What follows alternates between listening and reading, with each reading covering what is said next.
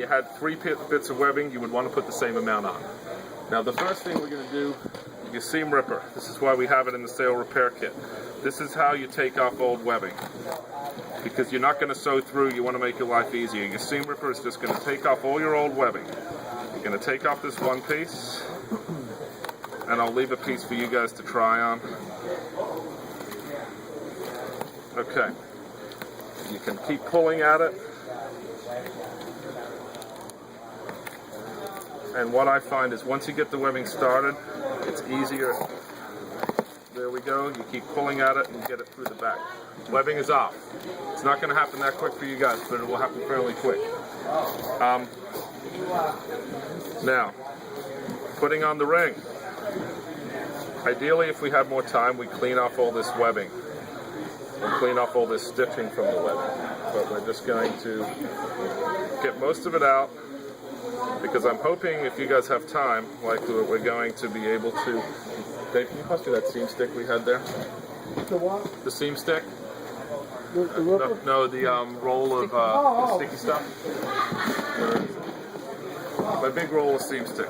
Okay, so this stuff is called venture tape, and it's the stickiest stuff on the planet. Some of the lighter spinnakers we've actually had where someone's misstitching a ring, stitching one bit of webbing, and the stuff just holds on the light spinnakers. It's really sticky. But we're going to make sure we do that. So, you stick it back down. Kind of want to use the old existing holes. This is where your awl comes into play. What we're going to do with the awl, we are going to sort of replicate what this stitch is. Why did you take it off in the first place? What are we repairing? Oh, this is, say, your spinnaker, your ring's blown out, your ring's gone. The ring is gone. So we're grabbing the spare ring from our repair kit. We've got our webbing. I didn't use the webbing because we're just using this one piece on. The one side is already on. We're using the webbing, and what I would recommend doing in this case is laying the webbing on itself. Even if, say your spinnaker had the webbing here, you see all the old lines, even if it was splayed, as we call it, I would lay it on itself. Because when it's laid on itself, it's going to be much easier to hand sew. You're going to limit the amount of hand sewing. Yes? When one of those comes out, you have to take off 3 of them off, right? Well, yeah. What's going to happen? You won't have, like, if one of them fails and you've still got the ring, put another piece of webbing on where the one failed. But usually, what happens? It's a catastrophic failure, and all of them. The rings usually never break. The webbing breaks around the ring. What happens to the rings? They become elongated and they become egg-shaped, and it's called strain hardening. So once they get elongated like that, I know this because my dad's an engineer, so I've gone through the lectures and all this. Once they become elongated and egg-shaped, they're actually far stronger than they were before. So that's than they're originally designed for. We overspec all the rings, so I've never seen. I don't know if any of you remember Tom Neal. I used to sail with him. We have a ring. He had it on his keychain from Nightmare when we did around the double Mac, a ring that was shaped like this. It literally became a rectangle. It was the coolest thing I've ever seen. He kept it, because we had the spinnaker up in 26 knots of breeze. The boat was doing like 21. It was crazy. Okay, let's get back to this. So what we're going to do, we're going to try to replicate. For this size thing, I'm going to do basically one diagonal stitch. So I'm going to punch some holes here.